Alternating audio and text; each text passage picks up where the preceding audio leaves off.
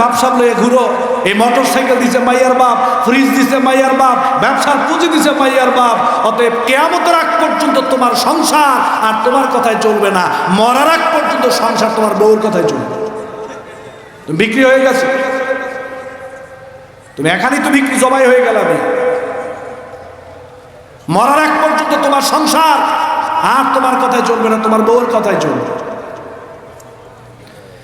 শোনেন, যেই সমস্ত মোটর সাইকেল বেশি বেশি অ্যাক্সিডেন্ট করে বুঝবেন ওই সমস্ত মোটর সাইকেল বেশিরভাগ হলো যৌতুকের মোটর সাইকেল।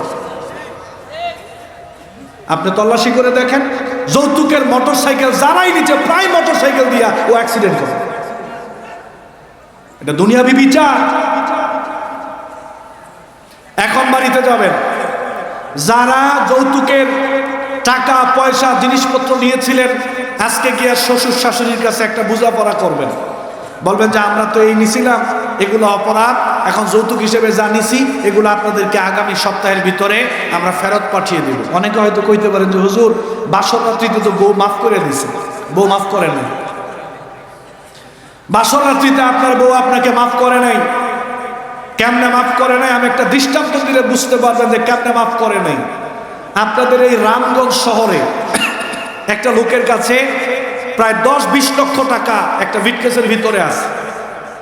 এই টাকা সহকারে ওরা এসে ডাকাত আক্রমণ করছে, ধারালো ছুরি ওর গলার মধ্যে ধরে তারপরে বলতেছে টাকা দাও। ও টাকা দেয় না, ভয়ে ভয়ে কাঁপতেছে, টাকা দেয় না তো একেবারে কলা ফেলে দেবো।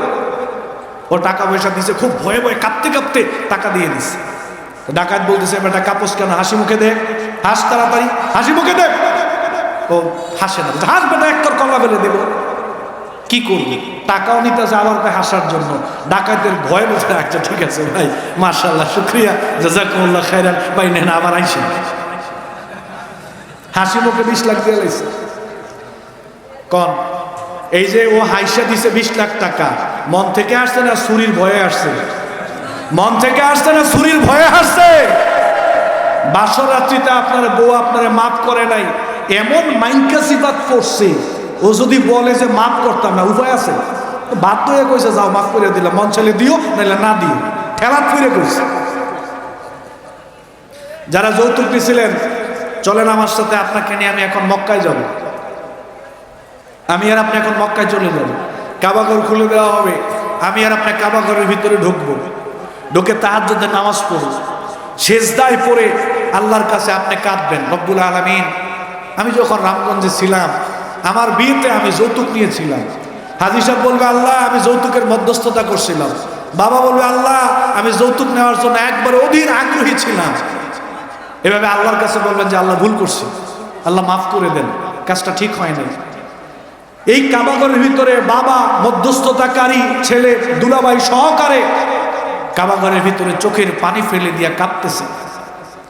চোখের পানি পড়তে পড়তে এক পর্যায়ে পানি আসে না, রক্ত ঝরতেছে, টলমল করে চোখ দিয়া রক্ত ঝরতেছে। আপনি এত অনুতপ্ত যৌতুক নেওয়ার কারণে, এক পর্যায়ে চোখ দিয়া রক্ত ঝরতে ঝরতে আপনি কাবাঘরের ভিতরে মারা গেলেন। কাবাঘরের ভিতরে আমরা কয়েকজন মারা গেলাম। মারা যাওয়ার পরে আমাদেরকে গোসল দেওয়া হলো, দাফন কাফনের ব্যবস্থা করা হলো। কাবাঘরের ইমাম সাহেব আমাদেরকে জানাজার নামাজ পড়াইলেন। 100 কোটি মানুষ আপনার আমার জানাজার সলাতে উপস্থিত হলো। এরপরে কাবাঘরের নিচে দিয়া আপনাকে, আমাকে, হাজী সাহেবকে, বাবাকে, ছেলেকে কাবাঘরের নিচে দিয়া কবরস্থ করা হলো, দাফন করা হলো।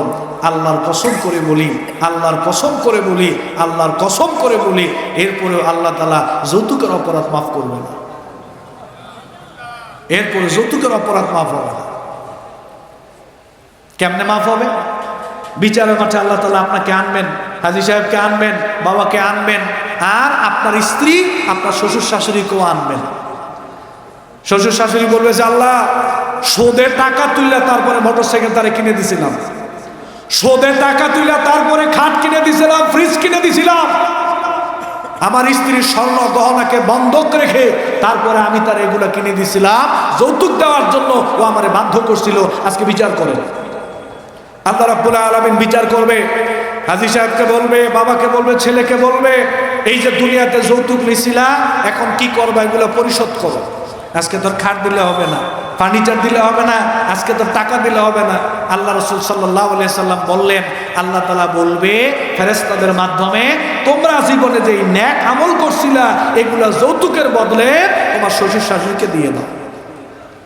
মধ্যস্থতাকারী নেক আমল দিয়ে দাও, বাবার নেক আমল দিয়ে দাও, ছেলের নেক আমল মেয়ের বাবা মাকে দিয়ে দাও। যদি নেক আমল না থাকে কি করবা? এইবার আল্লাহ তাআলার পক্ষ থেকে ফেরেশতারা বলবে, মেয়ের বাবা মার যত গুনাহ আছে এগুলো সব ছেলের বাপরে, মধ্যস্থতাকারীরে, দুলাভাইরে, ছেলের সমস্ত তোমাদের গুনাহ তাদের কাঁধে দিয়ে দাও। ফাতুরিহাত আলাইহে সুম্মা তুরিয়া বিন নার। অতঃপর ফেরেশতারা হাজী সাহেবকে, ছেলের বাপকে, দুলাভাইকে, ছেলেকে ফেরেশতারা ঢিল মেরে জাহান্নামে ফেলে দিবে। নাউজুবিল্লাহ। মুসলিম শরীফের হাদিস, মুসলিম শরীফের হাদিস। আতাদরুনা মানিল মুফলিস? তোমরা কি জানো পরকালে জীবনের সবচেয়ে দরিদ্র কে, অসহায় কে হবে? তোমরা কি জানো দুনিয়াতে সবচেয়ে দরিদ্র মানুষকে? সাহাবায়ে কেরাম বললেন, আল মুফলিসু ফিনা মান লা দিরহাম লাহু ওয়ালা মাতা। সবচেয়ে দরিদ্র হলো ওই ব্যক্তি মান লা দিরহাম লাহু ওয়ালা মাতা, যার কোনো সম্পদ নাই, দিরহাম নাই, দিনার নাই, হলো সবচেয়ে গরিব মানুষ। আল্লাহ রাসূল বলেন, না, ইন্নাল মুফলিসা মিন উম্মতি মাইয়াতি ইয়াউমাল কিয়ামাতি বিসলাতিন ওয়া সিয়ামিন ওয়া যাকাতিন ওয়া হাজ্জিন কাযা ওয়া কাযা। সবচেয়ে গরিব হলো ওই ব্যক্তি যে ব্যক্তি বিচারের মাঠে সালাত নিয়ে আসবে, সিয়াম নিয়ে আসবে, যাকাত নিয়ে আসবে, হজ নিয়ে আসবে, উমরা নিয়ে আসবে, তাহাজ্জুদ নিয়ে আসবে, কোরআন তেলাওয়াত নিয়ে আসবে, জিকির আজকার নিয়ে আসবে, পাশাপাশি বান্দার যত হক নষ্ট করছিলে এগুলা নিয়েও আসবে। নেকির কাজ দিয়া বান্দার হককে পরিশোধ করা হবে। এরপরে ফেরেশতারা এই লোককে জাহান্নামে ঢিল মেরে ফেলে দিবে। নাউজুবিল্লাহ। এজন্য প্রিয় ভাইয়েরা আমার, যারা যৌতুক নিচ্ছেন, যদি বাঁচতে চান যৌতুক ফেরত দেন। আগামীকাল একটা পিকআপ খবর দিবেন, ট্রাক খবর দিবেন। এই পিকআপের ট্রাকের মধ্যে খাট উঠাইবেন, ফার্নিচার উঠাইবেন, ফ্রিজ উঠাইবেন, মোটরসাইকেল উঠাইবেন, ডাইনিং টেবিল সব উঠাইবেন, উঠায় শ্বশুর বাড়ি নিয়ে করবেন সব ফেরত। শ্বশুর শাশুড়ি যদি বলে, না দিছিলাম নতুন, আনছো পুরাতন, নতুন লইয়াও হয়তো মাফ নাই, তাহলে নতুন আবার লইয়ে যেত, এছাড়া মাফ হবে না। আমার দিকে তাকান। এবার কি করবেন? এইবার করবেন বরযাত্রী কয়জন? বরযাত্রী কয়জন? বরযাত্রী তো মিনিমাম 200-300 কম হবে না। বরযাত্রী 200, বরযাত্রী 300, 150 এরকম আছে না নাই? বলেন আছে না নাই? বরযাত্রী চাপিয়ে দেওয়া হয় মেয়ের বাবার উপরে, অথচ মেয়ের বাপ গরিব মানুষ। যারা গরিব মানুষ এরকম বরযাত্রী 200, 300, 150, 100 এরকম বরযাত্রী নিয়ে মেয়ের বাপের উপরে যারা চাপিয়ে দেয় তারা জালেম, এটা জুলুম।